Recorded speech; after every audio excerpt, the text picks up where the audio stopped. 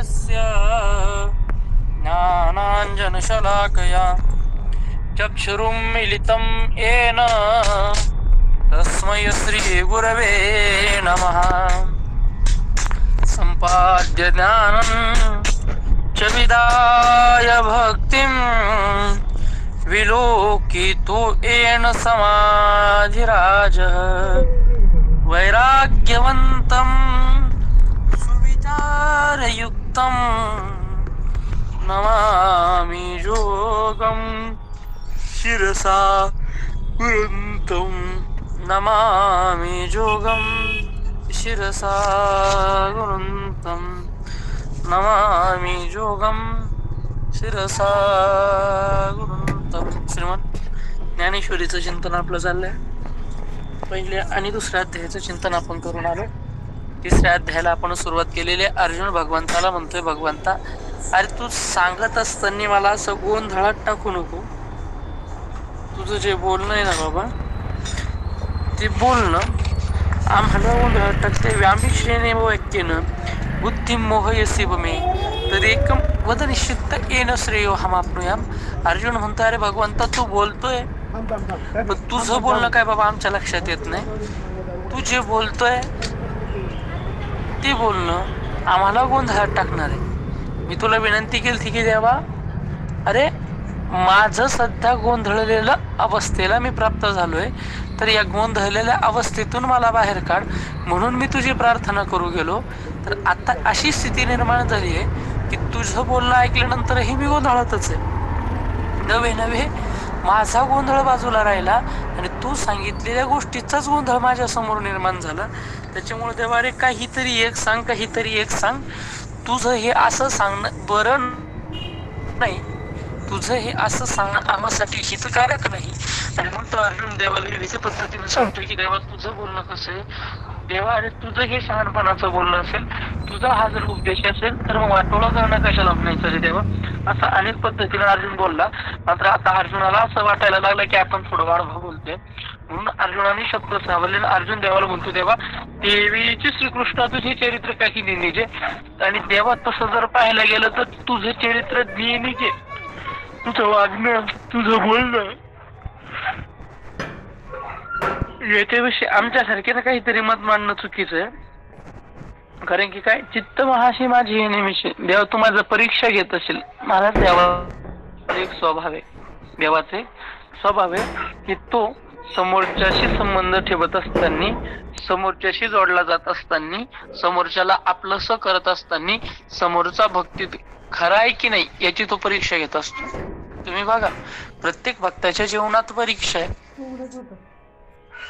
पहिले ते त्या परीक्षेत उत्तीर्ण झाले आणि मग त्या परीक्षेत उत्तीर्ण झाल्यानंतर मग त्यानंतर त्यांचं अपेक्षित पूर्ण झालेलं आहे. पण ते अपेक्षित पूर्ण कधी झालं, ज्यावेळेस ते परीक्षेत उत्तीर्ण झाले, ज्यावेळेस ते परीक्षेत पक्के ठरले. कारण का हा आहे ती परिस्थिती न ठेवता आपल्या पुढे प्रतिकूल परिस्थिती आणतो, आपल्या पुढे गोंधळाचं वातावरण आणतो आणि त्यातून जो पुढे जातो त्याला खरा उपदेश मिळतो, त्याला खरं अपेक्षित मिळतं. आणि मग अर्जुन म्हणतो, देवा देवीची काही तुझ्या चरित्र काही नेण्याचे. देवा तुझं हे मला काही चरित्र कळत नाही, पण देवा एक लक्षात ठेव, माझी इच्छा काय. तर अर्जुन स्वतःची इच्छा प्रकट करता असताना म्हणतो, तैसे सकळार्थ भरित तत्व तरी कथीशी उचित परिबोधे माझे चित्त जेणे परी. अर्जुन म्हणतोय, देवा अरे मला उपदेशच करायचा ना, असा कर कसा, जसं आपण मागच्या चिंतनात बघून आलो की जसा रोगी असेल आणि तो रोगी जर वैद्याकडे गेला तर काय होतं, तर मौली दानोबरे म्हणतात, देखी रोगा तेज नावे तरी औषध द्यावे परी ते अतिरुच्य व्हावे मधुर जैसे. मौली म्हणतात, एखादा रोगी आहे आणि तो रोगी एखाद्या वैद्याकडे गेला आणि त्या वैद्याला सांगितलं मला अमुक अमुक आजार आहे, आणि मग तो आजार घालवण्याकरता वैद्यानं केलं काय, औषध दिलं. पण ते गोड औषध दिलं. औषध दिलं, मात्र ते औषध कसं दिलं की जे औषध कडू नाहीये, जे औषध गोड आहे. म्हणजे आता ते गोड औषध घेऊन याचा रोग बरा होणार आहे. म्हणजे रोग तर बरा झाला, मात्र कडू औषध घेण्याची गरज पडली नाही.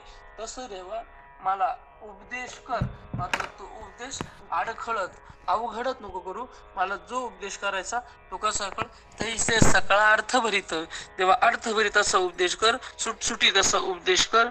आणि देवा तुझ्यासारखा आम्हाला देव मिळालाय, तुझ्यासारखा गुरु आम्हाला मिळालाय, आता आम्हाला कोणाची गरज नाही. अरे तू कोण आहे, तू कसं आहे देवा, तुझा ऐसा निज गुरु, आजी अर्थधनी का न करू, येत भीड कवनाची धू, तू माया अमुची.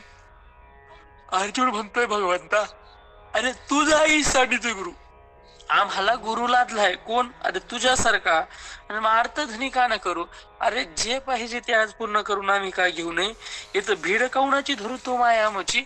अरे देवा, अरे आमची आई तू आहेस, आणि आमची आई तू असताना आम्हाला कोणाची भीड धरण्याची काय गरज आहे, किंवा तू आई असल्यामुळं तुझी भीड धरण्याची आम्हाला काय गरज आहे. जसं बालक आईकडे कोणतीही गोष्टीची अपेक्षा करताना भीड धरत नाही, आई मला हे पाहिजे, आई मला ते पाहिजे, आई मला हे करून दे, आई मला असं करण्याची इच्छा आहे. मुलगा आईकडे विनंती करत असताना, आपल्या आई बापाला मागत असताना मुलगा मध्ये कोणती भीड ठेवत नाही. जर एखाद्या ठिकाणी बाहेर गेला तर बाहेरची व्यक्ती कोणी असेल, काका मावशी, यांच्याकडे तो काही मागणार नाही. मात्र आपले आई वडील असतील तर निसंकोचपणे कोणतीही भीडभाड न ठेवतो तो त्या गोष्टीची मागणी करतो. तसं देवा, आमचा निजगुरु तू आहे, आमची आई तू आहे, आणि मग आमची तू आई असल्यामुळं आम्हाला जे पाहिजे ती गोष्ट मिळवण्याकरता, ती गोष्ट मागण्याकरता आम्ही भीडभाड धरणार नाही. आम्ही देवा तुझ्याकडे मागणी करू, आम्हाला भीड धरण्याची गरज नाही. असं का म्हणतो अर्जुन? अर्जुन म्हणतो देवा, हगा कामधेनुची दुबते, दैवे झाले जरी अपयते, तरी वांछेचे कवण तेथे वाणी काम तेथे वानिके जे. अर्जुन म्हणतो देवा, अरे तू विचार कर ना, कामधेनुची दुबते आणि जरी दैवे झाले अपयते, जर कामधेनू गाईच दुबती दैवाना आपल्याला जर प्राप्त झाली, तरी कामनेची का तिथे वानिकेचे. जर दुभती असणारी कामधेनू जर प्राप्त झाली, तर मग कामधेनू प्राप्त झाल्यानंतर त्या ठिकाणी मागण्याकरता कंजूशी कशाला करायची का? देणारी स्वतः जर कामधेनू नावाची गाय, तर मग मागण्याकरता अडचण काय? तसं तू आम्हाला मिळालेलं आहे. किंवा माऊली ज्ञानोबराय दुसरा दृष्टांत देतात, जरी चिंतामणी हाता चढे, तरी वांछेचे कवन साकडे, का आपल्याने सुरवाडे इच्छा विना. माऊली म्हणतात, जरी चिंतामणी हाता चढे, चिंतामणी नावाचा मणी, मी तुम्हाला सुरुवातीपासून बोलून गेलो, हे 3 पदार्थ जगात असे आहेत. या 3ही पदार्थांना जे मागाल ते देण्याचं सामर्थ्य, देव सोडून, देवा व्यतिरिक्त यांच्याकडे काही मागा, हे दे देण्याचं सामर्थ्य यांच्या जवळ आहे. कोण कोण? कामधेनू, कल्पतरू आणि चिंतामणी. त्यापैकी आता पहिला दृष्टांत दिला माऊली ज्ञानोबरायांनी. माऊली म्हणतात की कामधेनू जर प्राप्त झाली तर मागण्याचं कोणतं त्या माणसाला उणीव आहे. आता दुसरा दृष्टांत माऊली ज्ञानोबराय देतात, जरी चिंतामणी हाताचडे, तरी वांछेचे कवण साकडे, का आपुलेने सर्वाडे इच्छा विना. माऊली ज्ञानोबराय म्हणतात, एखाद्या व्यक्ती आहे, त्या व्यक्तीवर दारिद्र्य आलंय, घरात अन्नाचा कणही शिल्लक नाही, अशा परिस्थितीत ती व्यक्ती आहे, आणि ती व्यक्ती सहजगत्या काहीतरी खायला वनात फलफूळ मिळेल म्हणून वनात गेला, आणि सहज झाडाला फळ दिसले, आणि ते फळ पाडण्याकरता खाली वाकला, हातात दगड घेतला, आणि तो दगड नसून तो चिंतामणी होता, आणि त्याला तो माहिती होता की हा चिंतामणी. आता तुम्ही मला सांगा, आता त्याच्या हातात चिंतामणी चढे, माऊली म्हणतात, जरी हातात चिंतामणी चढे, जर चिंतामणी हातात आला तरी वांछेचे कवन साकडे. माऊली ज्ञानोबराय म्हणतात, आता त्यांना जे मागितलं ते त्याला मिळणार नाही का? मग आपल्याला मग आता त्या व्यक्तीनं हे कळाल्यानंतर की काय, आपल्या हातात चिंतामणी नावाचा दगड आहे, हा चिंतामणी आहे हे कळाल्यानंतर झाडावर लागलेल्या फळाला पाडण्याकरता तो चिंतामणी फेकावा, की त्या चिंतामणीकडं पाहिजे त्याची अपेक्षा करावी. तर आपलं सर्वांचं एकमुखाने उत्तर असेल की त्याला जे पाहिजे त्याची काय करावी, अपेक्षा करावी. अरे देवा, असं आहे ना की दृष्टांत क्रमांक 1 झाला देवा, कामधेनू नावाची गाय जर प्राप्त झाली तर त्या व्यक्तीला मागण्याकरता कशाची अडचण आहे, मागण्याकरता काय कमी आहे. अरे ज्याच्या हातात चिंतामणी आलेला आहे त्याला आता काही मागायचं शिल्लक राहणार नाही, त्यानं मागू नये का? आणि तिसरा दृष्टांत माऊली ज्ञानोबराय देतात. माऊली म्हणतात, देखा अमृत सिंधू ते ठाकावे, मग तहाना जरी फुटावे, तरी सायास का करावे मागील ते. एक व्यक्ती आहे, ती व्यक्ती कोणीतरी सांगितलं, बाबा अमक्या अमक्या ठिकाणी अमृताचा सागर आहे. आणि मग तो अमृताचा सागर आहे असं कळाल्यानंतर तो अमृताचा सागर शोधण्याकरता निघाला, धावपळ करत निघाला आणि तहान भुकेनं व्याकुळ होऊन शेवटी दिलेल्या पत्त्यावर तो पोचला. आणि आता समोर अमृताचा सागर आहे आणि त्या अमृताच्या सागरात जवळ जाऊन बसलाय आणि तहानेनं व्याकुळ होत बसलाय. आता तुम्ही मला सांगा, त्याच्या डोळ्यासमोर अमृताचा सागर आहे आणि आता त्याच्या कडेला जाऊन तहान आणि भुकेनं व्याकुळ होऊन जीव सोडावा किंवा कष्ट सोसावे, मग तिथं जाऊन जर तहानेनं व्याकुळच व्हायचं, तर मग आतापर्यंत मागचे जे कष्ट करून तिथपर्यंत आला, त्या कष्टाचं काय? तसं अर्जुन म्हणतो, देवा अरे तैसा जन्मांतरी बहुती, उपासिता श्री कमळापती, तू दैवे आजी हाती झाला जरी. देवा तसं जन्मांतराच्या सायासनं आम्ही उपासना केली तुझी, पण तू कोण आहे? भगवान श्रीकृष्ण कोणी सामान्य नाही, तर तू कोण आहे? श्री लक्ष्मीपती, तू त्या लक्ष्मीचा मालक आहे, तू त्या लक्ष्मीचा पती आहे. कोण आहे? लक्ष्मीपती, लक्ष्मीचा तू पती आहे, त्या लक्ष्मीचा देवा तू मालक आहे. आणि मग असा लक्ष्मीपती असल्यामुळं दैवे आजी हाती झालाशी जरी, तू आज दैवयोगानं आमच्या हातात सापडला, तू दैवयोगानं आम्हाला आज आमच्या ताब्यात सापडला. मग असं जर झालं असं तर आम्ही तुझ्याकडे मागू नये का? तरी आपुलिया सवेशा, कान मागावाची परेशा. देवा आणि मग अशी परिस्थिती झाली जर असेल तर मग आता तुझ्याकडे आम्ही मागू नये का? म्हणजे जसं पहिल्या दृष्टांत माऊलीनं जो दिलता की अमृताच्या सागराचा प्राप्ती करून घेण्याकरता ही व्यक्ती धावपळ करत जाते आणि धावपळ करत जाऊन शेवटी अमृताच्या सागराला ती व्यक्ती प्राप्त होते. आणि प्राप्त झाल्यानंतर मग आता त्यानं तहान भागवण्याकरता अमृत नावाचा पदार्थ पिऊ नये का? तर उत्तर आहे प्यावं. तसं द्यावा जन्मांतरी बहुती उपासिता श्री कमलापती, तसं अनेक जन्मांतराची साधना करून देवतेने उपासना केली. आता तू आम्हाला प्राप्त झाला तर आपल्या मनाप्रमाणे का न मागावाशी? मग आपल्याला जे पाहिजे ते आम्ही का बरं मागू नये देवा? सुकाळ हा मानसा पाहाला असे, तेव्हा आमच्या मनानं आज हा सुकाळ बघितलाय. देखी सकळ आरतीचे जे आले, आज पुण्य यशासी आले, हे मनोरथ झाले विजय माझे. देवा आज काय झालं माहितीये का तुला? सकळ आरतीचे जे आले ना, आज पुण्य फळाशी आले. देवा माझं आज पुण्य यशाला आलेलं आहे. काय यशाला आलंय? तर जे मनोरथ झाले सफल माझे. देवा माझं मनोरथ सफल झालंय. काय मनोरथ सफल झालंय? तर तू आज स्वतः आमच्या ताब्यात आलाय. कोण आहे पण तू? जी परम मंगल धामा, सकळ देव देवोत्तमा, तू स्वाधीन आजी आम्हा म्हणून या. देवा तू कोण आहे? परम मंगळ धाम. महाराज भगवंत हा परम मंगळाचं धाम आहे. देव हा परम मंगळाचं नाम आहे. म्हणून प्रत्येक कार्याच्या सुरुवातीला मंगल करायचं असतं. आणि ते मंगल करत असताना काय करायचं? तर याचं नाव घ्यायचं असतं. म्हणून तुकोबरा म्हणतात, सकल मंगल निधी श्री विठ्ठलाचे नाम आधी. तो काय? तर सकळ मंगळ स्वरूप आहे, सकळ मंगळाचं धाम आहे. तो कोण आहे? देव देव उत्तमा, देवांमध्ये सर्वोत्तम असणारा तू. आणि असा सर्व देवात उत्तम असणारा तू आहेस. आणि सर्व देवात उत्तम असून देखील तू काय झाला? तू स्वाधीन आजी आम्हा म्हणून या. आणि तू आम्हाला आज स्वाधीन झालायस. आणि मग तुझ्याकडे मागायला आम्हाला काही अडचण आहे का? हे समजून सांगण्याकरता माऊली ज्ञानोबा दृष्टांत देतात. जैसे मातेच्या ठाई अपत्या अनवसरू नाही, स्तन्या लागून पाही जिया परी. जसं आई त्या बालकाला स्तनपान करण्याकरता कुठल्याही वेळेची किंवा बालकाला कुठलाही प्रतिबंध आईचं स्तनपान करताना नाही. तैसे देवा तुते पुसितच असे आवडेते आपुलेने अर्थे कृपानिधी. तैसे देवा तुते तसं देवा त्याप्रमाणे पुसितच असे आवडेते. तुला जे आम्हाला आवडतं ना देवा तुला ते पुसतो. आपुलेने आर्थे कृपानिधी आम्हाला जे वाटन आम्हाला जे पाहिजे ते आम्ही आमच्या इच्छेप्रमाणे मागून घेतो.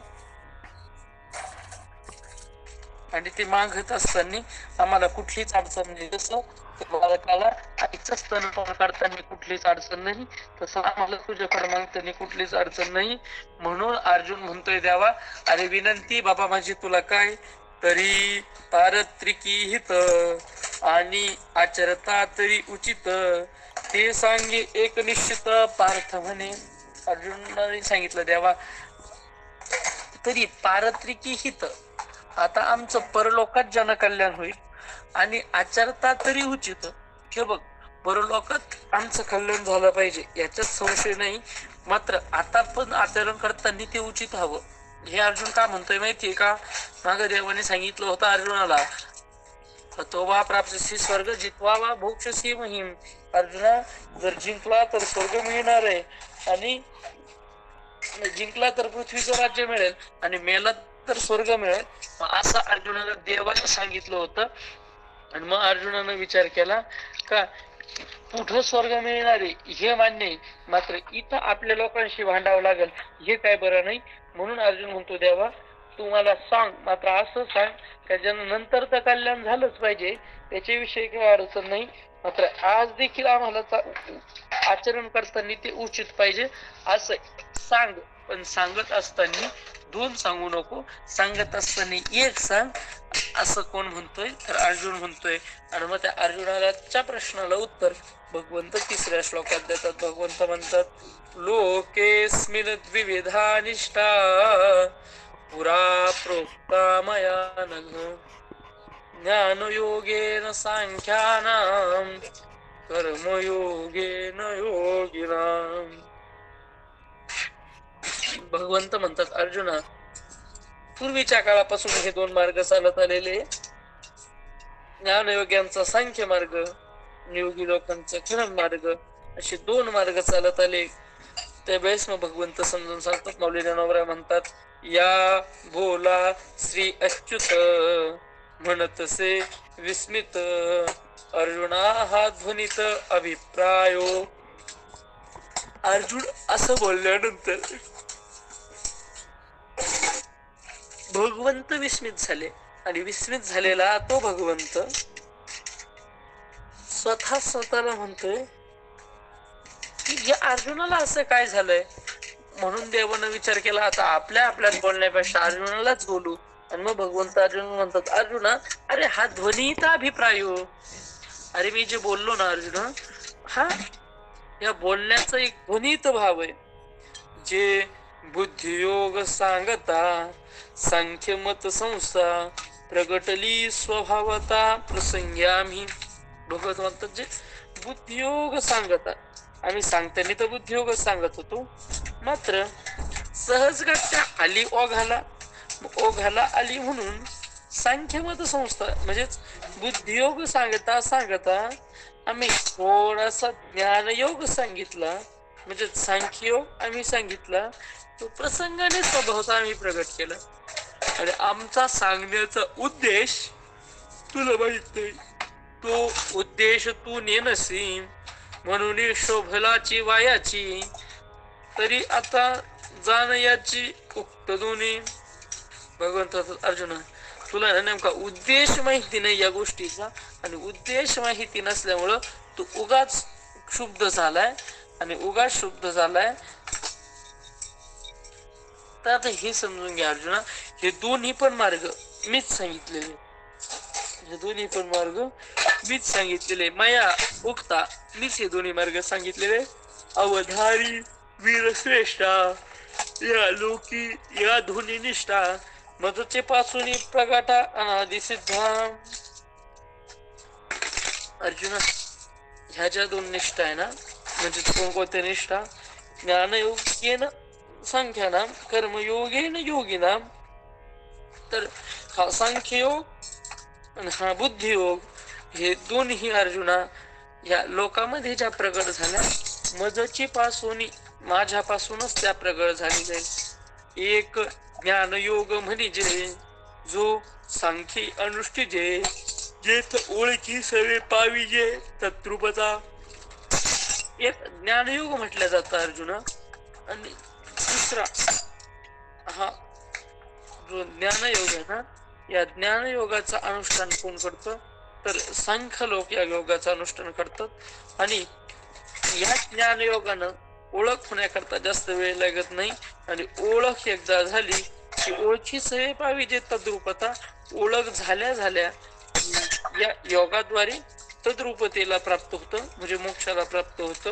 आणि दुसरा जो आहे एक कर्मयोग जाणं जेथ साधक पूर्ण होऊन या निर्वाण पावती वेळे. हा कर्मयोग आहे. आणि ज्या ठिकाणी साधक जण निपुण होतात आणि निपुण होऊन मग निर्वाणाच्या नंतर पावती वेळ ज्या वेळेस वेळ येते त्यावेळेस निर्माणाला ते प्राप्त होतात. हे मार्ग तरी दोन्ही परी एकवट तिन्ही दानी जैसी सिद्ध साधन भोजनी तृप्ती एके. माऊली म्हणतात हे मार्ग दोन आहे मात्र हे मार्ग जरी दोन असले तरी एकवटती निदानी. मार्ग जरी दोन असले पण शेवटी दोन्ही एकत्रच येतात एकाच जागेवर येतात.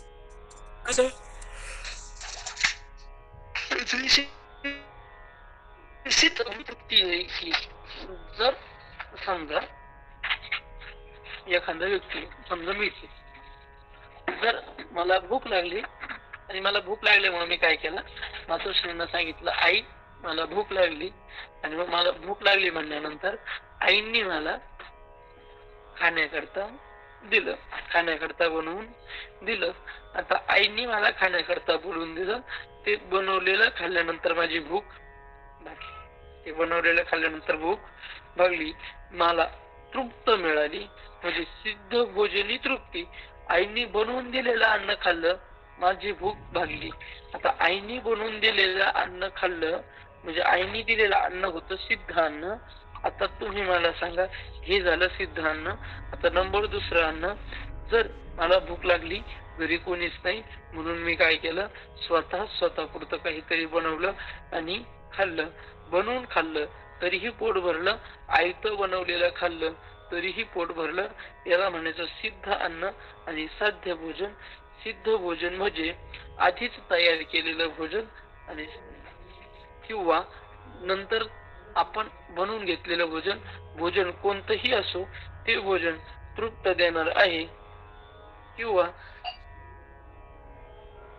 समजा तुमच्याकडे गाजर आलं ते तुम्ही कच्चं खाल्लं तरीही पोट भरवेल किंवा तुम्ही ते शिजून खाल्लं तरीही ते तुमचं पोट भरवेल. केळी आली शिखरण करून खाल्लं तरीही पोट भरवेल. आहे तशी केळी खाल्ली तरीही पोट भरवेल. म्हणजे ते अन्न पद्धत वेगळी असेल मात्र पोट भरवण्याची क्रिया सारखी. तसं सांख्यांची ज्ञानयोग वेगळा असेल त्यानंतर बुद्धियोग वेगळा असेल. योग दिसत असताना वेगळे असतील मात्र एकवट निदानी ते नंतर एका ठिकाणीच मिळणार आहे याच्यात कुठलाही संशय नाही. माऊली ज्ञानोबराय दृष्टांत देतात का पूर्वा परसरिता भिन्न दिसती पाहता मग सिंधू मिळणी ऐक्यता पावती शेखी.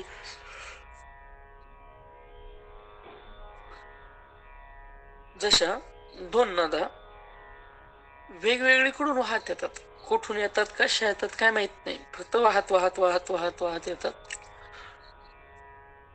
वाहत वाहत वाहत त्या येतात आणि वाहत वाहत वाहत येत असताना येऊन शेवटी येऊन मिळतात कुठं तर त्या समुद्राला येऊन मिळतात.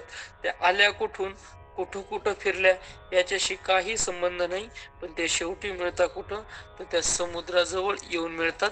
म्हणजे आधी कुठं का असना पण येऊन समुद्रात मिळल्या म्हणून शेवट माहितीये. तसं वाटा कुठून कुठून कशा कशा वेगवेगळ्या पद्धतीने येतात मात्र शेवटी त्या परमात्म्याला मिळून देतात. अशा पद्धतीने ते तैशी दोन्ही मते सुचिती एका कारणाते परी उपास्थिते योग्य ते अधीनसे. पावली नानोबरा म्हणतात तसं दोन्हींचं मत एकच आहे, दोन्हींचं मत वेगळं आहे असं नाही का. तर दोन्ही मते सुचित एका कारणात, दोन्ही पण मत एकाच तत्वाचं बोधन करतात, एकच कारण सुचवतात, पण उपस्थिती योग्य ते अधीन. मात्र उपासनेची जी पद्धत आहे ती आता समोरच्याची जी योग्यता आहे ते योग्यतेवरच अवलंबून आहे. ते योग्यतेच्याच ती गोष्ट काय तर अधीन आहे. कसं आपण नेहमी ऐकलेलं दृष्टांत माऊली ज्ञानोबरात देतात. देखे उत्प्लवना सरिसा पक्षी फळाशी झोंबे तैसा जैसा सांगे नरकेवी तैसा पावे वेगी. देखे बघा, उत्प्लवना सरिसा आणि पक्षी फळाशी झोंबे जैसा. उडाल्याबरोबर पक्षी उडतो आणि जाऊन त्या फळाच्या अंगावर बसतो. म्हणजे काय झालं तर आंबा कवड पडण्याचे दिवस, म्हणजे आंबा नुकताच पिकायला लागलाय झाडावर, नैसर्गिकरित्या झाडावर आंबा पिकायला लागलेल्याचे दिवस. आणि त्या दिवसामध्ये एक पक्षी आणि एक माणूस, म्हणजे समजा एक माणूस आहे त्याच्या हातावर त्याचा पोपट आहे आणि ते दोघ जण फिरत फिरत चालले होते. आणि फिरत फिरत चाललेले असताना शेजारीचे एक आंब्याचं झाड, त्या आंब्याच्या झाडावर ते दिसणारं फळ आणि ते फळ माणसानेही पाहिलं, तितक्यात ते फळ ते असणारे कावळ्याने पाहिलं. कावळ्याला वाटलं खूप दिवसाचं आपण ह्या माणसाजवळ आहे, मात्र आपण पिंजऱ्यात राहून फळं खातो, मोकळे राहून फळ खाण्याचा योग आला नाही. आता त्या पक्षानंही तेव्हाच बघितलं, त्या माणसानेही फळ बघितलं, मनात विचार आला खूप दिवसाचं नैसर्गिकरित्या पिकलेलं फळ खाल्लं नव्हतं, आता हे फळ आपण खायचं. आता तुम्ही मला सांगा, दोघांनाही वेळेवर सुचलं, एकाच वेळेला फळ दिसलं, एकाच वेळेला जायची तयारीही झाली, पण माणूस आधी पोचत नाही, पोचतो आधी पक्षी. का? माऊली म्हणतात उत्प्लवना सरिसान पक्षी फळाशी झोंबी जैसा. त्याने एक उड्डाण केलं, एकदा उडाल्यानंतर बसायच्या आत तो फळाजवळ जाऊन बसतो. तसं माणसाला जमणार नाही. सांगे नर किवी तैसा पावे वेगा. माऊली म्हणतात तो काय तसं वेगाने जाऊन प्राप्त होऊ शकत नाही, त्याला पहिले पळत पळत पळत झाडाजवळ जावं लागेल, झाडावरनं धरत धरत धरत धरत खोड चढावं लागेल, खोड चढून ती फांदी घेऊन फांदीच्या माध्यमातून कोणत्या फांदीवर ते बघत बघत बघत बघत त्या फांदीनं फांदी असं करून शेवटी झाडाजवळ त्या व्यक्तीला यावं लागतं. मात्र पक्षाला तशी काही प्रोसेस नाही, फळाजवळ तो आहे तसा थेट उडून जाऊ शकतो. मग माणूस जात नाही का? माऊली म्हणतात तो हळूहळू ढाळे ढाळे केवतेनी एके वेळे तया मार्गाचे निबळे निश्चित ठाके. तो जात नाही असं नाही, पण जाण्याकरता त्याच जी पद्धती आहे ती वेगळी आहे. ती कशी आहे तर हळूहळू ढाळे ढाळे. जसा पक्षी उडाला आणि एका उड्डाणात तिथं गेला, तसा मनुष्य एका उड्डाणात तिथं जाऊ शकत नाही, हे तितकंच खरंय. मात्र जाऊ शकत नाही असं नाही, तो हळूहळू ढाळे ढाळे हळूहळू मंद मंद गतीनं काय करतो तर त्या झाडाच्या बुडाला जातो. त्या झाडाच्या बुडाला जाऊन मग त्या खोडावर चढतो, खोडावरून फांदीवर चढतो, फांदीवरून त्या फळापर्यंत जातो. म्हणजे तया मार्गाचे निबळे निश्चित ठाके. या दृष्टांतातून आपणही समजून घ्यायचंय संतांचा उद्देश. आपण बघतो की काही महात्मे अवताराला येतात, अवताराला आल्यानंतर साधनं लावे लागतात आणि साधनं एवढी करतात की आयुष्याच्या साधने सच्चिदानंद पदवी घेणे, ते सच्चिदानंद पदाला प्राप्त होतात, त्या परमात्म्याच्या पदाला प्राप्त होतात. फक्त कशाने तर आयुष्याच्या साधने सच्चिदानंद पदवी घेणे या उक्तीनं ते त्या परमात्म्याच्या पदाला प्राप्त होतात, स्वतःच्या बाळावर प्राप्त होतात ना. आपण होऊ शकत नाही का? आपण आजच्या होऊ शकत नाही म्हणून कधीच होऊ शकत नाही का? होऊ शकतो, मात्र ती स्थिती येण्याकरता आपल्याला काय लागेल? वेळ लागेल. मग आपण काय करायचं? हळूहळू ढाळे ढाळे केऊतेनी एके वेळे, हळूहळू त्या मार्गाने मार्गक्रमण करत राहायचं. आणि मग त्या मार्गाने हळूहळू जर आपण मार्गक्रमण करत राहिलो तर एक दिवस आपणही त्या परमपदावर पोहोचू शकतो. म्हणजे हा झाला पारमार्थिक विषय. जर व्यवहारात धरायचा असेल तर व्यवहारातली एखादी मोठी व्यक्ती आहे, त्या मोठ्या व्यक्तीनं मोठं कोणतं तरी काम केलं, ते काम आपण करू शकत नाही असं नाही. आज जर ठरवलं, हळूहळू त्या दृष्टीने जर थोडी छोटी एक एक एक गोष्ट करत राहिले तर भविष्यात निश्चितच ती मोठी वाटणारी गोष्ट ही तुम्हाला छोटी वाटायला लागेल. का तर तुम्ही एकदा ती करता सुरुवात केली, मग हळूहळू ढाळे ढाळे. आणि मग असेच दोन मार्ग शास्त्रांनी सांगितले. माऊली म्हणतात, तैसे देखपा विहंगमते अधिष्ठुनी ज्ञानाते सांख्य सद्य मोक्षते आकळीती. माऊली म्हणतात, जसं तो पक्षी उडतो आणि उडून जाऊन काय करतो तर त्या फळाला झोंबतो, तसं विहंगमध्ये अधिष्ठुनी ज्ञानाते. तसं सांख्य लोक जे आहे ना, तर ते सांख्य लोक विहंगम मार्गाचा अवलंब करतात आणि ज्ञानाचा आश्रय घेऊन सद्य मोक्ष ते आकळती, लवकरात लवकर त्या मोक्षाची प्राप्ती ते करून घेतात. लगेचच्या लगेच त्यांना मोक्ष भेटतो. मात्र योगीये कर्माधारे विहितेची निजाचारे पूर्णता अवसरे पावते होती. आणि दुसरे जे योगी ते योगी काय करतात तर कर्माचा आधार घेऊन स्वतःचं आचरण विहिताच्या बंधनात ठेवून पूर्णता अवसरे पावती होती, तेही पूर्णतेला प्राप्त होतात. मात्र लगेचच्या लगेच नाही, हळूहळू ते प्राप्त होतात. न कर्मणा मनारंभा नैष्कर्म्यं पुरुषोष्णुते न च संन्यसनादेव सिद्धिं समधिगच्छति. वाचूनी कर्मरंभ उचित न करिताची का सिद्धवत कर्महीना निश्चित होई जे नाम. आता अर्जुन जे म्हणत होता की कर्म सोडायचं, जेव्हा तू एकीकडे म्हणतो की कर्म सोडायचं आणि एकीकडे म्हणतो की कर्म करायचं, त्या शंकेचं उत्तर भगवंत अर्जुनाला या श्लोकात न देतात.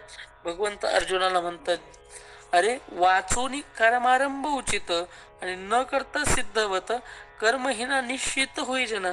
अर्जुना, निश्चित पद्धतीनं कर्महीन व्हायचं नाही, न करता कर्महीन व्हायचं नाही. मग कर्महीन व्हायचं तरी कसं तर भगवंत म्हणतात, अरे हातातलं कर्म टाकून देणं आणि मग नैष्कर्म्य होणं हा मूर्खपणा आहे. का प्राप्त कर्म सांडीजे ए तुलेनी नैष्कर्म्या होईजे हे अर्जुना वाया बोलीजे मूर्खपणे. भगवंत खाडसावून सांगतात की बाबा हा मूर्खपणा आहे, हा मूर्खपणा आहे. काय मूर्खपणा आहे?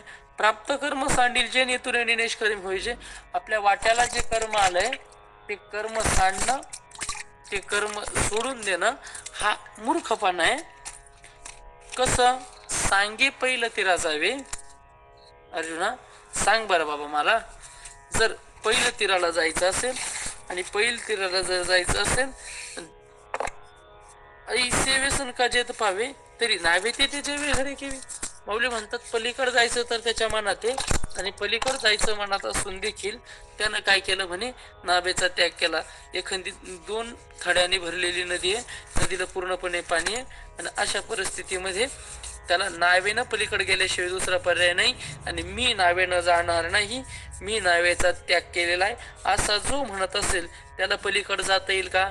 माऊली म्हणतात, अरे ज्याला पलीकडे जाण्याची इच्छा आहे, ज्याला पलीकडे जाण्याचं व्यसन आहे, तर त्यानं नावे ते त्याच्या वेगळे केवी.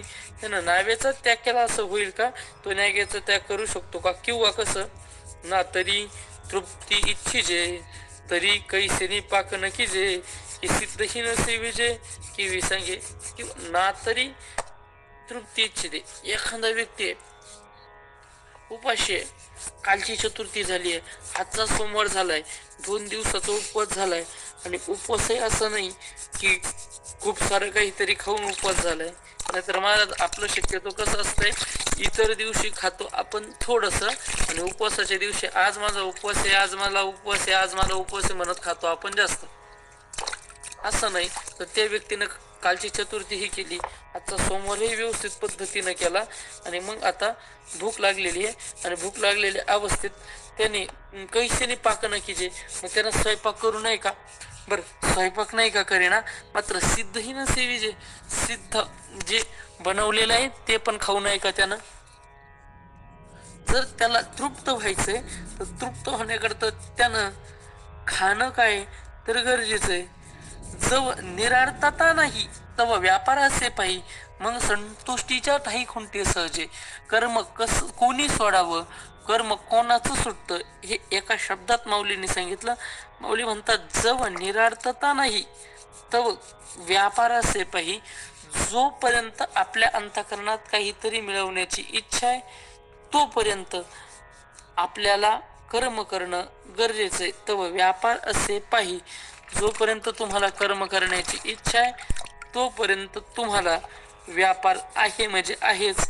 जोपर्यंत तुमच्या अंतःकरणातली आकांक्षा, इच्छा, अपेक्षा संपत नाही तोपर्यंत तुमचं कर्म सुटत नाही.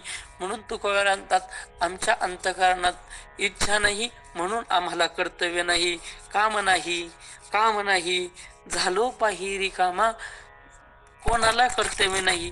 ज्याला इच्छा नाही त्याला कर्तव्य नाही, ज्याला इच्छा नाही त्याला कर्तव्य नाही. म्हणजे जर तुम्हाला इच्छा असेल तर तुम्हाला इच्छा असेल तर कर्तव्य हे असणारच. कोणीतरी म्हणत असेल की माझ्या अंतःकरणात इच्छा आहे मात्र माझ्या मागं कोणतंच कर्तव्य नाही, तर ते सरळ सरळ चुकीचं आहे. ज्याला इच्छा आहे त्याला कर्तव्य हे असणारच. म्हणून माऊली म्हणतात, जव निरार्थता नाही तव व्यापार असे पाहि, जोपर्यंत त्याच्या अंतःकरणात अर्थता आहे तोपर्यंत त्याच्या मागे व्यापार आहे. आणि मग कोणाला हा व्यापार नाही, तर माऊली म्हणतात की संतुष्टीच्या ठाई सहजे, तो संतुष्टीच्या अवस्थेला प्राप्त झाला की मग सहजगत्या त्याचं काय होऊन जातं तर कुंठित होऊन जातं. आणि मग हे ज्याला कुंठित करायचंय, ज्याला कोणाला कर्तव्यातून मुक्त व्हायचंय, तर त्यानं काय करावं, स्वतःच अंतःकरण निरार्थ करावं. म्हणजे कुठलीही प्रकारची अपेक्षा ठेवू नाही. म्हणून ऐके पार्था दया नैष्कर्म्यपदी असता, दया उचित कर्म सर्वथा त्याज्य हे. म्हणून ऐके पार्था, म्हणून अर्जुनाला भगवंत म्हणतात, ऐक अर्जुना, दया नैष्कर्म्यपदी असता, म्हणजे ज्याला कर्मरहित स्थितीला प्राप्त व्हायचंय, ज्याला कर्म नको अशा स्थितीला प्राप्त व्हायचंय, दया उचित कर्म सर्वथा त्याज्य नाही, म्हणजे ज्याला कर्म नको अशी स्थिती मिळवायची त्याला कधीच कर्माचा त्याग करू नये. नैष्कर्मी स्थितीला जर प्राप्त व्हायचं असेल तर अर्जुना उचित कर्माचा आपल्याकडून त्याग घडू नये, उचित कर्माचा आपल्याकडून त्याग घडू नये. आणि मग भगवंत म्हणतात, आणि आपुला लिया चाडे आपा दिले हे मांडे, की तेजिले कर्म सांडे ऐसे आहे. किंवा भगवंत म्हणतात, काय अर्जुन कर्माचं काय असं आहे का, आपुला लिया चाडे आणि आपा दिले हे मांडे, की तेजिले कर्म सांडे ऐसे आहे.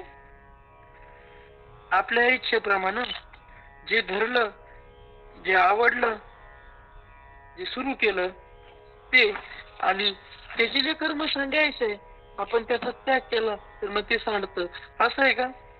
हे वायाची सायरा बोली जे उकल तरी देखो पाहिजे, परी त्याची ता कर्म नव्हते जे भ्रांत मानी. अर्जुना, असं उगाच बोलतोय की मी कर्म सांडेल किंवा मी कर्म सांडलं, हे वायाची बोली जे, हे उगाच तू बोलतोय. परी त्याची ता कर्म न त्याची निभ्रांत मानी.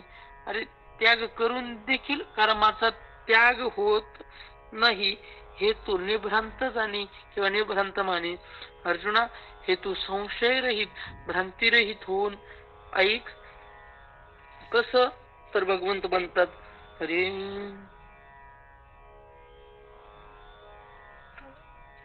नाही कश्चित क्षणमपि जातु तिष्ठत्य कर्मकृत, कार्यते ह्यवश कर्म सर्व प्रकृती जैर गुणैः. भगवंत म्हणतात, नाही कश्चित क्षणमपि जातु तिष्ठत्य कर्मकृत. भगवंत म्हणतात, अरे बाबा एक क्षणभरही कोणी हे कर्म करण्याचं सोडू शकत नाही. सर्वजण या प्रकृतीचे अधिष्ठिले आहेत, सर्वजण या प्रकृतीच्या अधीन आहेत. माऊली म्हणतात, जब प्रकृतीचे अधिष्ठान तव सांडी मांडी हे अज्ञान, जे चेष्टा ते गुणाधीन अपयसे असे. भगवंत म्हणतात, जब प्रकृतीचे अधिष्ठान तव सांडी मांडी हे अज्ञान. माऊली काय म्हणतात की बाबा, जब प्रकृतीचे अधिष्ठान, जोपर्यंत प्रकृतीचा अधिष्ठान आहे. आता प्रकृतीचा अधिष्ठान कधीपर्यंत आहे? जोपर्यंत शरीर आहे तोपर्यंत प्रकृतीचं अधिष्ठान आहे. आणि जोपर्यंत प्रकृतीचं अधिष्ठान आहे तोपर्यंत सांडी मांडी हे अज्ञान. तोपर्यंत मी कर्म सांडलं किंवा मला कर्म नाही हे असं बोलणं हे अज्ञानामध्ये येतं. का? जे चेष्टे ते गुणाधीन अपयसे असे. ही जी चेष्टा होते, हे जे कर्म होते ते सहजगत्या गुणाच्या अधीनतेनं होते. गुणच हे सर्व कर्म करून घेत आहे. देखे विहित कर्म जे तुले, ते सगळे जरी ओसंडिले, तरी स्वभाव काय निमाले इंद्रियाचे. माऊली म्हणतात, देखे विहित कर्म जे तुले, ते सगळे जरी ओसंडिले तरी स्वभाव काय निमाले इंद्रियाचे. माऊली म्हणतात, असं सांग मला, विहित कर्म जेवढे जे जे करायला म्हणून सांगितले तू काहीच केलं नाही, सगळ्या कर्माचा तू त्याग केला, ते सगळं जरी सोडलं तरी स्वभाव काय निमाले इंद्रियाचे. अर्जुना माले, इंद्रियाने त्यांचं त्यांचं काम सोडलं का? तू पण म्हणतोय मी कर्म सोडलं, तू भरपूर म्हणतोय मी कर्माचा त्याग केला, पण मला एक सांग, त्यांच्या इंद्रियानं इंद्रियाचं काम सोडलं का? सांगे श्रवणी ऐकावे ठेले, की नेत्रीचे ते जे गेले, हे नासांध्र बुजाले परिमळने घे. म्हणतात की बाबा, आता तुम्हाला एक सांग, तू म्हणतो कर्म सुटलं कर्म सुटलं कर्म सुटलं कर्म सुटलं, मग कर्म सुटलं असं म्हणतोय, तर तुझ्या कानानं काय ऐकायचं थांबवलं का? तुझे कान ऐकत नाही का आता? तुझे कान ऐकत नाही का आता? ऐकताना तुझ्या कानाने ऐकायचं सोडलेलं नाही. नेत्रीचे तेज गेले. अर्जुना, तुझ्या नेत्रांमधलं तेज गेलं का? म्हणजे डोळ्यांनी पाहायचं सोडलं का? तू कर्म करायचं सोडलं म्हणजे डोळ्यांनी पाहायचं सोडलं का? नाही. हे नासांद्र भूत झाले परिमळने घे. माऊली म्हणतात, हे नासांद्र तुझं श्वसनेंद्र, तुझं घ्राणेंद्रिय हे वास घेण्याचं काम जे करतं ते भुजाले परिमळने घे. ते बुजलं का? बुजाले ते आता बंद पडलं का? परिमळने घे, त्याला वास येत नाही का? किंवा अर्जुन असं झालं का रे बाबा, ना तरी प्राणापान गती, की निर्विकल्प जहाली मती, की शुद्धा तृष्णा दे आरती कुंटलिया. अर्जुना, तू कर्म त्याग केला, मी हे करणार नाही, मी हे केलं नाही, किंवा कर्म त्याग करायचा जर एखादा म्हणत असेल तर तुम्हाला एक सांग बरं, ना तरी प्राणगती का निर्विकल्प झाली मती. अर्जुना, मला एक सांग, काय प्राणगती, तुझं प्राण अपानाची गती म्हणजे सोप्या भाषेत श्वासोश्वास हा थांबला का? का निर्विकल्प झाली मती, तू काहीच न करायचं ठरवलं म्हणून तुझी बुद्धी विचार करायची थांबली का? मी हे करणार नाही, मी ते करणार नाही, मी असं करणार नाही, मला हे करायचं नाही. महाराज, आपली मती कधीच शांत बसत नाही. आता प्रवचनाला एवढे जण बसले ना, त्या प्रत्येकाच्या डोक्यात वेगवेगळा विचार चालू आहे. म्हणजे बसले कुठे? प्रवचन ऐकायला. बसले कशाला आहे? ज्ञानेश्वरी ऐकायला. प्रत्येकाच्या डोक्यात वेगळा वेगळा विचार आहे. कोणाच्या डोक्यात विचार आहे उद्या सकाळी लवकर उठायचंय आणि कामावर थोडस लवकर जायचंय. कोणाच्या डोक्यात आहे प्रवचनाच्या नादात हे वैभव दादाचं प्रवचन होतं म्हणून भांडे घासायचे तसेच ठेवले, उद्या सकाळी ना थोडं लवकर उठून पहिले भांडे घासावं लागतील. कोणाच्या डोक्यात आहे प्रवचनाच्या नादात आता काम आवरायचं राहून गेलंय, आता ते प्रवचन झाल्या काम आवरावं लागेल. कोणाच्या डोक्यात काय असेल, कोणाच्या डोक्यात काय असेल. काहींच्या डोक्यात तर असं राहतं की ते प्रवचनात सांगता येत नाही. म्हणजे बुद्धी ही तिचा विचार करण्याचं काम सोडत नसते. मौले म्हणतात निर्विकल्प झाली मती. अरे तुझ्या बुद्धीमध्ये का विकल्प निर्माण होत नाही का हे करावं का ते करावं? की शुद्धा तृष्णा दे आरती खुंटलिया. अर्जुना, एखादं कोणीतरी कर्म त्याग करायचं म्हणतोय, मग कर्माचा त्याग केला म्हणजे त्याला आता तहान आणि भूक पण लागत नाही का? कारण की आता शेवटी पाणी पिणं आणि जेवण करणं हे पण कर्मच आहे, जेवण करणं. म्हणून आपण बघा, कर्म नाही, त्या जेवण करण्याला आपण यज्ञ मानलेला आहे. सहज आपण परंपरेनं म्हणत आलेलो आहे. संस्कृत श्लोक जाऊ द्या, आपल्याला म्हणता येत नसेल, पण आपण परंपरेनं म्हणत आलोय. काय म्हणत आलो? वदनी कवळ घेता नाम घ्या श्रीहरीचे, सहज हवन होते नाम घेता फुकाचे, जीवन करी जीवित्वा अन्न हे पूर्ण ब्रह्म, उदर भरण हे जाणीजे यज्ञ कर्म. उदर भरण हे काय म्हणतात? उदर भरण हे, उदराचं हे फक्त भरण आहे असं समजू नका. जाणीजे यज्ञ कर्म, हे यज्ञाचं कर्म आहे. म्हणून माऊली म्हणतात की बाबा, की शुद्धा तृष्णादी आरती खुंटलिया. तुझं खाणं पिणं बंद झालं का बाबा?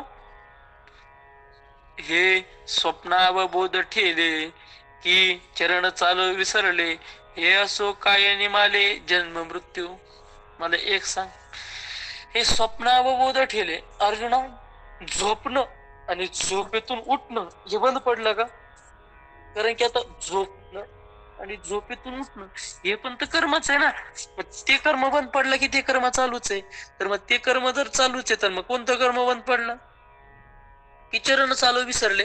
तू कर्म सोडलं म्हणून तुझ्या पायानं चालायचं सोडलं का? हे चरण चालू विसरले, हे चरण चालायचे विसरले का? माऊली म्हणतात, बाकी हे सगळं सगळं सगळं जाऊ दे बाबा. हे असो काही ठेले जन्म मृत्यू, हे सगळं झालं, हे सगळं मान्य आहे. पण तुम्हाला एक सांग, जन्म मरण थांबलं का? आणि मग हे न ठकेची जरी काही तरी सांडली ते काही. आणि म्हणून कर म्हणता नाही प्रकृती म्हणता. माऊली म्हणतात, मी वर एवढं सगळं सांगितलं, हे सगळं जर तुझं चालू आहे, हे सगळं जर त्याचं चालू आहे, तर तो कोणत्या हिशोबाने म्हणतो मग की मी कर्मत्याग केला? म्हणून कर्मत्याग नाही प्रकृती म्हणता. म्हणून जोपर्यंत प्रकृतीचा संबंध आहे, तो प्रकृतीवंत आहे, तोपर्यंत त्याच्या क्षण कर्माचा त्याग होऊ शकत नाही. कर्म पराधीनपणे निपजत असे प्रकृती गुणे, येर धरी मोकळी अंतकरणे वाही जेवाया. माऊली म्हणतात, कर्म पराधीनपणे निपजत असे प्रकृती गुणे. अरे प्रकृतीच्या गुणानुसार कर्माची उत्पत्ती होत असते, कर्म निर्माण होत असतं. येर धरी मोकळी अंतकरणे वाही जेवाया. दुसरं अंतकरणात धरायचं सोडायचं हे वाया वाहन आहे. बघ अर्जुना, कसं आहे माहिती का? देखील त्या रूढीचे आणि मग मी शाळा जरी बैशीचे तरी चळा होऊन हिंदीचे परतंत्र. समजा तुम्ही माझ्या गाडीत बसले आणि गाडीत बसल्यानंतर मी तुम्हाला कुठं तरी घेऊन गेलो. आता तुम्ही तर गाडीत निवांत बसले होते, पण गाडी इकडं तिकडं गेल्यामुळं जशी गाडी फिरली तर गाडी बरोबर आपणही फिरलो. म्हणून आपण म्हणतो बघा, मी आज खूप फिरून आलो. तू फिरला नाही, तू जागेवर बसलेला होता, गाडी फिरली. पण मग जशी गाडी फिरली पण गाडीच्या संबंधानं आपण फिरलो, तसं प्रकृतीच्या गुणाद्वारे कर्म केलं जातं. मात्र ते आपण तिथं साक्षी म्हणून बसतो. म्हणून मग म्हटलं जातं की आपण ते कर्म केलं. म्हणून माऊली दृष्टांत देतात, जसं आपण रथात बसतो, रथात बसून जरी राहतो, पण रथ फिरल्यामुळं, रथ हिंडल्यामुळं आपणही हिंडलं जातो. किंवा का वायू वशे उचलिले चळे शुष्यपत्र जैसे, निचेष्ट आकाशे परिभ्रमे. किंवा माऊली दृष्टांत देऊन सांगतात, उचलले वायू वशे, वाऱ्यानं उचललेलं पान, पत्र, वाळलेलं पान जर असेल आणि वाऱ्यानं ते जर उचलल्या गेलं तर ते आकाशामध्ये निश्चेष्टपणे फिरत. म्हणजे त्याला फिरण्याची त्याची जी दिशा आहे, ते कर्म आहे, ते त्याच्या स्वतःवर अवलंबून नाहीये. ते फक्त फिरतय, ते फक्त फिरतय. पण त्याच्या फिरण्याला स्वतःच काहीच नाही, तो फक्त फिरतोय. कोणाच्या आधारानं फिरतोय? तर तो त्या वाऱ्याच्या आधाराने फिरतोय. जसा रथात बसणारा रथाच्या आधाराने फिरतोय, वाळलेलं पान हे वाऱ्याच्या आधाराने फिरतय. हे फिरताय हे 100% खरंय. मात्र त्यांना फिरण्याकरता कोणाचा तरी आधार आहे. माऊली म्हणतात तसंच तैसे प्रकृती आधारे कर्मेंद्रिय विकारे नैष्कर्मे ही व्यापारे निरंतर. माऊली म्हणतात तैसे प्रकृती आधारे. तैसे म्हणजे कैसे? जसं रथात बसलेला व्यक्ती हा निवांत बसलेला आहे. रथात बसलेला व्यक्ती आत्ताच्या गाडीत बसलेली व्यक्ती गाडीत जाऊन निवांत बसते. गाडी इकडून तिकडून फिरून येते, म्हणून पर्यायानं म्हणावं लागतं की तो व्यक्ती फिरून आला. किंवा जसं वाळलेलं पान पडतं जमिनीवर आणि वारं आलं की त्या वाळलेल्या पानाला घेऊन सगळीकडे फिरतो. आपण म्हणतो पान इकडून तिकडं उडून चाललं. अरे पान उडून चाललं नाही, वारा त्याला उडवून घेऊन चालला. तैस प्रकृती आधाराने कर्मेंद्रिय विकारे. तसं प्रकृतीच्या आधारानं कर्मेंद्रिय विकाराला प्राप्त होतात. प्रकृतीच्या आधारानुसार कर्मेंद्रिय वर्तन करतात. त्याच प्रकृतीच्या आधारानं कर्मेंद्रियाची चेष्टा होत असते. म्हणून माऊली म्हणतात तैसे प्रकृती आधारे आणि कर्मेंद्रिय विकारे. तसं या प्रकृतीच्या अधीन होऊन कर्मेंद्रिय हे विकारले जातात आणि त्याच्यामुळं नैष्कर्मे ही व्यापारी निरंतर. म्हणून नैष्कर्मे स्थितीतला महात्मा जरी असला तरी तो निरंतरपणे काय असतो तर व्यापारात रत असतो. आता व्यापारात रत असतो, निरंतर व्यापार करतो. म्हणून व्यापार करतो म्हणजे इकडला माल विकत घेतो तिकडं विकतो असं नाही. ह्या मार्केटचा कांदा उचलून तिकडं नेतो, ह्या मार्केटची भाजी उचलून तिकडं नेतो, ह्या मार्केटच्या डाळी घेऊन तिकडं, तो व्यापारी नाही. मग व्यापार म्हणजे कर्म. आपलं श्वासोश्वास हा देखील व्यापार आहे. आपलं जेवण हा देखील व्यापार आहे. आपलं चालणं हा देखील व्यापार आहे. आपलं बोलणं हा देखील व्यापार आहे. आपलं ऐकणं हा देखील व्यापार आहे. आपल्या ऐकता ऐकता प्रवचनात डुकल्या घेणं हा देखील व्यापार आहे. प्रवचन झाल्यावर जाऊन झोपणं हा देखील व्यापार आहे. सगळंच व्यापार आहे. व्यापार म्हणजे कर्म, व्यापार म्हणजे घडत असणारा व्यवहार आणि मग तो व्यवहार ते कर्म. नैष्कर्म्य स्थितीतला महात्मा जरी असला तरी त्या नैष्कर्म्य स्थितीतल्या महात्म्याला देखील ती स्थिती चुकवता येत नाही. तो देखील या प्रकृतीच्या आधारानं काय होतो तर निरंतर कर्म करत असतो. म्हणून माऊली स्पष्ट शब्दात सांगतात म्हणून संग जब प्रकृतीचा तव त्याग न घडे कर्माचा ऐसियाही करू म्हणती तयाचा आग्रहोची उरे. माऊली म्हणतात म्हणून संग जब प्रकृतीचा. म्हणून जोपर्यंत प्रकृतीचा संघ आहे. बराच प्रकृतीचा संघ कधीपर्यंत आहे? जोपर्यंत शरीर आहे. शरीर हे प्रकृती संबंधाने मिळालेलं आहे. म्हणून जोपर्यंत शरीर आहे तोपर्यंत प्रकृतीचा संबंध आहे. आणि मग माऊली म्हणतात संघ जो प्रकृतीचा तव त्याग न खडे कर्माचा. माऊली म्हणतात जोपर्यंत प्रकृतीचा संघ आहे ना बाबा तोपर्यंत तुझ्या कर्माचा त्याग होऊ शकत नाही. जोपर्यंत प्रकृती आहे तोपर्यंत कर्माचा संघ आहे. म्हणजे जोपर्यंत शरीर आहे तोपर्यंत शरीर संबंधानं कर्म होणार. डोळे पाहत राहणार, हात पाय चालत राहणार, तोंड बोलत राहणार, कान ऐकत राहणार, श्वसेंद्रिय श्वसन घेत राहणार, त्वचा स्पर्श करत राहणार, बुद्धी विकल्प करत राहणार, मन मनन करत राहणार, चित्त चिंतन करत राहणार. जोपर्यंत शरीर आहे तोपर्यंत शरीर संबंधानं चालत असणाऱ्या अभिक्रिया या निरंतर पद्धतीने चालतील.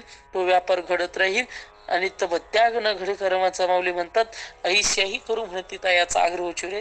आणि अशाही पद्धतीत या खांदा जर म्हणत असेल का मी कर्माचा त्याग करणारच आहे, मी कर्माचा त्याग करणारच आहे आणि मी कर्माचा त्याग करणारच आहे, माऊली म्हणतात असा एखादा आडबंग म्हणतच असेल तर माऊली म्हणतात ऐशाही करू म्हणती तयाचा आग्रहोची उरे. माऊली म्हणतात असा जो म्हणत असेल ना तर त्याचं तसं म्हणणंच फक्त शिल्लक राहतं. त्याचा संकल्प काय खरा होत नाही, पण फक्त तो त्याचं म्हणण्याचा आग्रहच फक्त शिल्लक राहतो. जो कर्मात प्रवृत्त आहे पण शरीराने आणि मनाने कसा काय याचं चिंतन पुढच्या प्रवचनमालेत आपण करू. झालेली सेवा गुरुवर्य गाथामूर्ती बाबांच्या चरणी समर्पित करतो. सेवेला पूर्ण विराम देतो. आता विश्वात्मके देवे येणे वाग्यज्ञ तोषावे, तोषो निमज द्यावे पसाय दान हे. जे खळांची व्यंकटी सांडो तया सत्कर्मी रती वाढो. भूता परस्परे पडो मैत्र जीवांचे, दुरितांचे तिमिर जाऊ. विश्वस्व धर्म सूर्य पाहू, जो जे वांचिल तो ते लाहो. प्राणी जात वर्षत सकळ मंगळी, ईश्वर निष्ठांची मांडी आली. अनवरत भूमंडळी भेटतो तया भूता. चला कल्पतरूंचे आरभ, चेतना चिंता मुनीचे गाभ. बोलती जे अर्णव पियुषांचे, चंद्रमे जे अलांछन. मार्तंड जे तापहीन, ते सर्वाही सदा सज्जन. सोयरे होतो किंबहुना सर्व सुखी, पूर्ण होनी तिन्ही लोकी. भुजिजो आदि पुरखी अखंडित, आणि ग्रंथोपजीविये. विशेषे लोकिये, द्रष्टा द्रष्ट विजये हुवा बेजी. येत म्हणे श्री विश्वेश्वराओ, हा होईल दान पसाओ. येणे वरे ज्ञान देव सुखिया झाला, येणे वरे ज्ञान देव सुखिया झाला. येणे वरे ज्ञान देव सुखिया झाला. पुंडली गौडधारी विठ्ठल श्री ज्ञानदेव तुकाराम. पंढरीनाथ भगवान की जय. माऊली ज्ञानेश्वर महाराज की जय. श्रीमंत श्री जगद्गुरु तुकाराम महाराज की जय.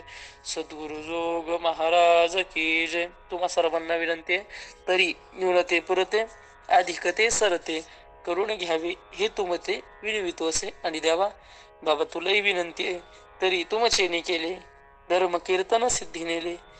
येथ माझे जे उरले ते पायिक पण. निवृत्ती ज्ञानदेव सोपान मुक्ताबाई, एकनाथ नामदेव तुकाराम. निवृत्ती ज्ञानदेव सोपान मुक्ताबाई, एकनाथ नामदेव तुकाराम. निवृत्ती ज्ञानदेव सोपान मुक्ताबाई, एकनाथ नामदेव तुकाराम. निवृत्ती ज्ञानदेव सोपान मुक्ताबाई, एकनाथ नामदेव तुकाराम. एकनाथ नामदेव तुकाराम. एकनाथ नामदेव तुकाराम.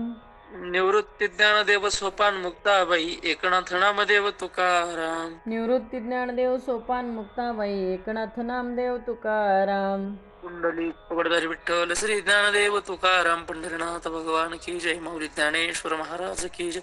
श्रीमंत श्री जगद्गुरु तुकाराम महाराज की जय. सद्गुरु जोग महाराज की जय. राम